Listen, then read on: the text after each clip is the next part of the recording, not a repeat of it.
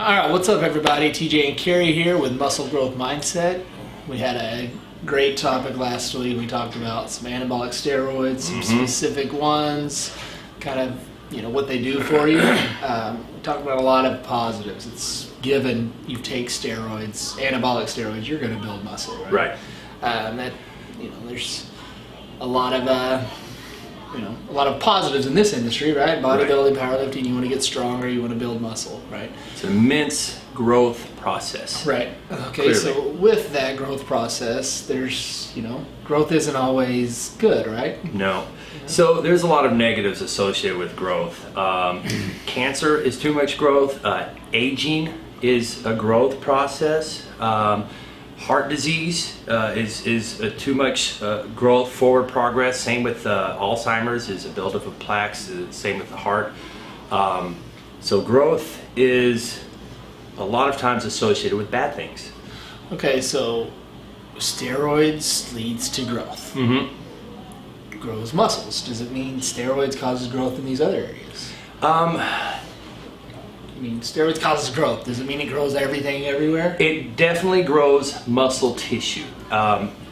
We know that exercise stimulates this growth process in certain parts of the body, the heart, skeletal muscle tissue, and the brain.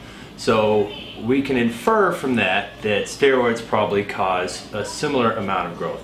And if not, you are exercising along with it, so we know that those places are going to get an excessive amount of growth. Okay. There are proven some negatives with steroids. Absolutely. Right, we have things like liver disease, kidney disease, heart disease, which is from high cholesterol, Absolutely. High blood pressure, high red blood cell count, acne, estrogen. There's mood swings. It can affect attitude a little bit. There's a lot of potential negatives from steroids. Absolutely. Okay, so what causes these negatives? Like, how does that work? We know steroids cause growth. We know it causes growth in muscles. So say like kidney problems. What causes the kidney problems? Okay, so the kidney problems is the processing of protein through the kidney, and that's when you're getting growth, you're going to be processing more proteins. You're going to be excreting more proteins to the body, which causes an excessive load on the kidneys. Okay. So that one is the kidneys. Heart is because the growth process, period. You're growing skeletal muscle tissue, you're growing heart. You're going to increase the plaques formation, so you're going to increase heart damage. Right, that's the cholesterol thing. It's proven that a lot of steroids increase LDL, decrease HDL. HDL is the good cholesterol. Which completely makes sense. We've talked about steroids are made from fats, from cholesterol. If you're getting all of your steroids from outside of the body and you're not making any more, if you're not making any more, you're not getting rid of those cholesterol. So you've got a buildup of the natural cholesterol. That makes sense. Okay, so all these come from a growth process. Like we've talked about before a thing called mTOR. mTOR is a protein kinase, and to the best of our knowledge, every part of the growth process in the body has to go through this kinase. Everything.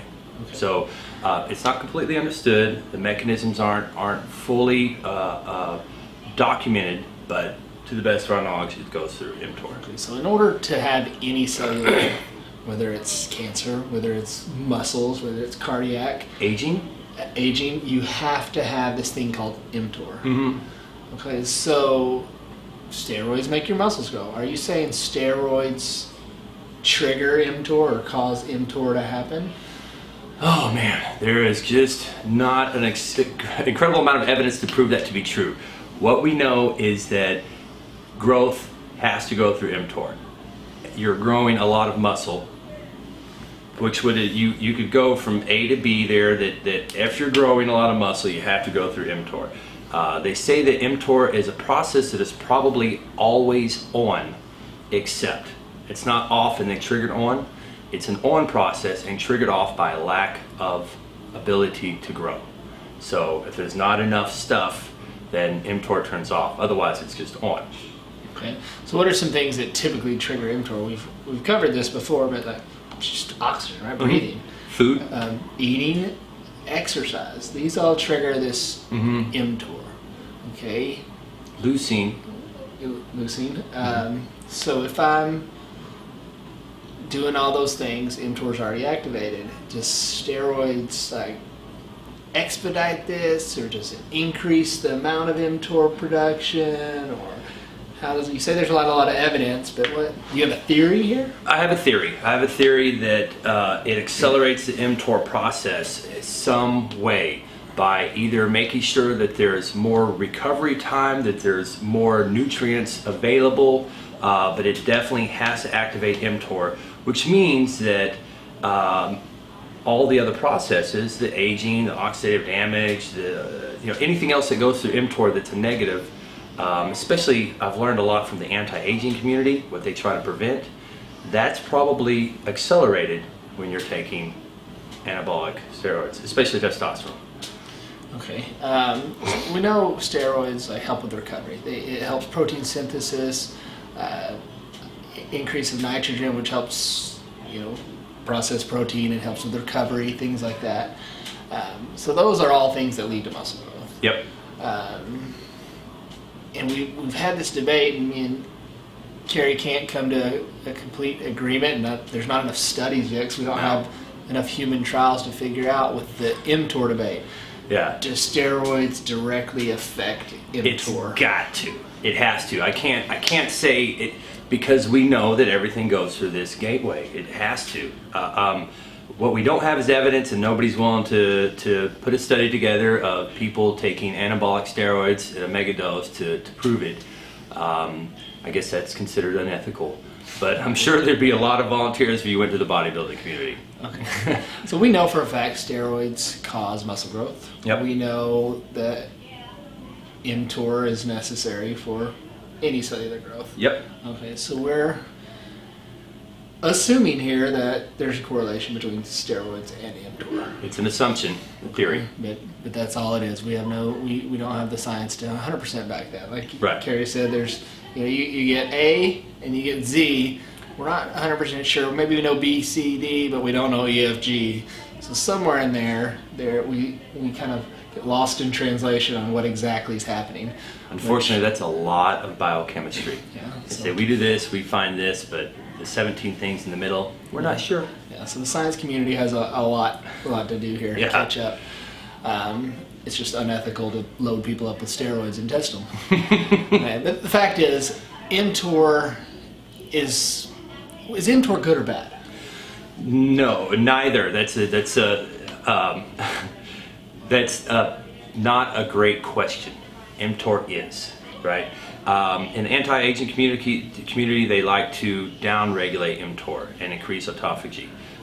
In bodybuilding, when you want to grow, you increase it. What are your goals? You will probably get some side effects of aging if you upregulate mTOR. If you're going through the growth process, you're going to get some side effects of aging. Okay. So that being said, taking steroids, whether it increases mTOR or not, accelerates aging. Yes or no? In my opinion, absolutely. Yeah. I mean, we have, I'm sure you've heard of the big names out there that are clearly admitted anabolic steroids, taking plenty of cycles, maybe never coming off of them, dying early deaths. Can you say that they died of old age? No.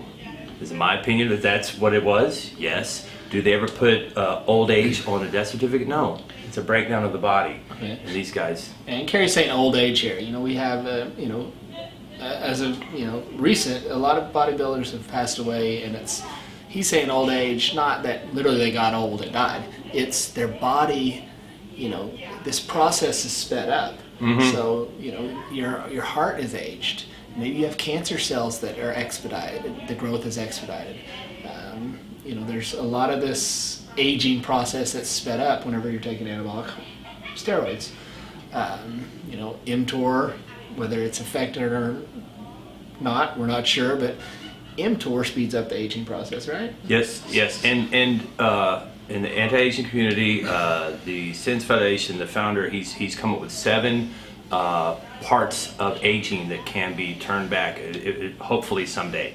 At least 3 of those would be under this process of steroids that would be increased. And so you may not have the visual effects of wrinkles and gray hair, but the oxidative damage, for sure. The increase in process, you're taking a clock and you're speeding up the hands faster and faster and faster to get this growth. All right, so what can we do? I mean, bodybuilders are gonna take steroids. Oh yeah. We're gonna, push the envelope. We want to be as big as possible. We want mTOR activated so we can build as much muscle as possible. But mTOR doesn't just build muscle; it builds, cell proliferation across the board. Yep. So we talk about cancer, things like that. If we're speeding that up, we're speeding up cancer growth. So what can we do to battle this? Obviously, we want to slow some of these negative side effects down. Absolutely. We know a lot of you guys out there are going to take steroids, so we don't want to just tell you the problems. Let's give you some solutions too. So one of the big things is the oxidative damage, the increase in the speed of cell cycles, which increases opportunities for damage. So oxidative damage, what you want to do is make sure you have a lot of antioxidants.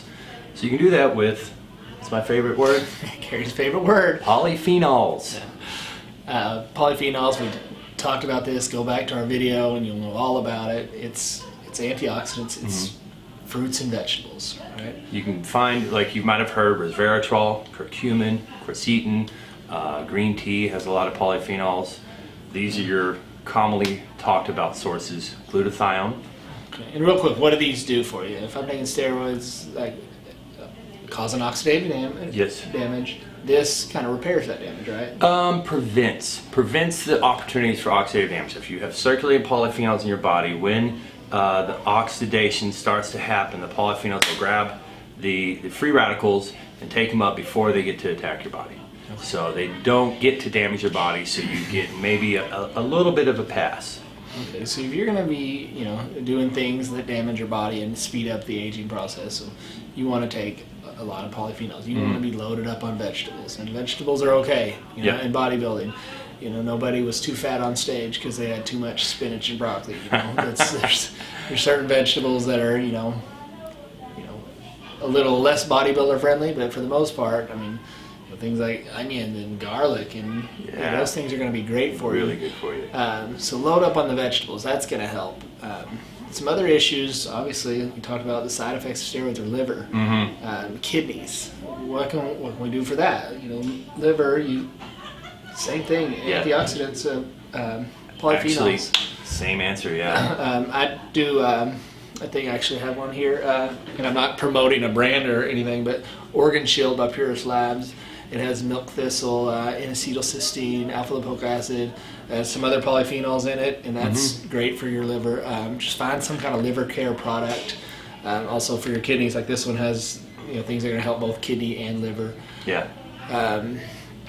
Another thing is estrogen levels. We talked about it last week. Most steroids are going to increase estrogen. You got to battle that. You got to bring that estrogen down. So take an anti-estrogen. Yep.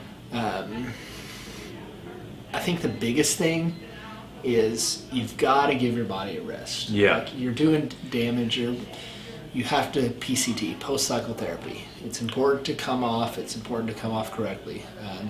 Do your cycle, do your show, your bulking cycle, whatever you're doing, but then come off. I would put a theory out there, an idea that a lot of the people the bodybuilders that pass away are the guys that decide not to come off cycle. If you don't get a chance to slow it down, I mean, you're just going to keep forwarding that damage. Yeah. You have to give it a break and let your body get back to a normal state. Yeah.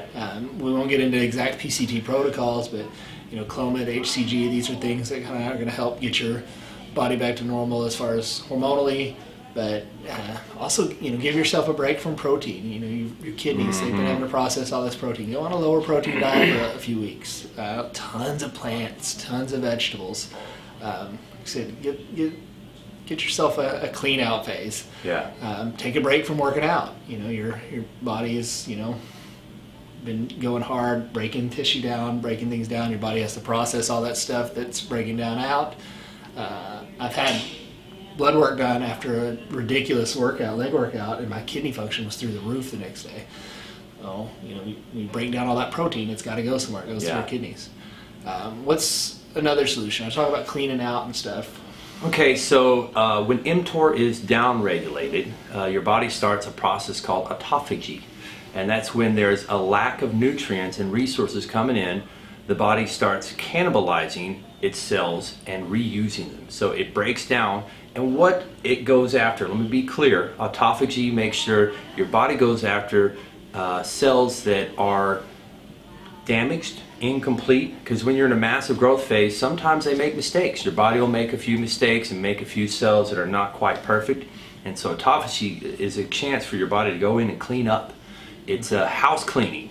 Okay. It doesn't get rid of all these things. I mean, you might lose a little bit in that time, but it's definitely going to clean up any damage, any errors that you have in your body. And that's achieved, like I said, through a lack of nutrients, when you are in a fasted state. And we talked about a good time for all of this stuff is right after.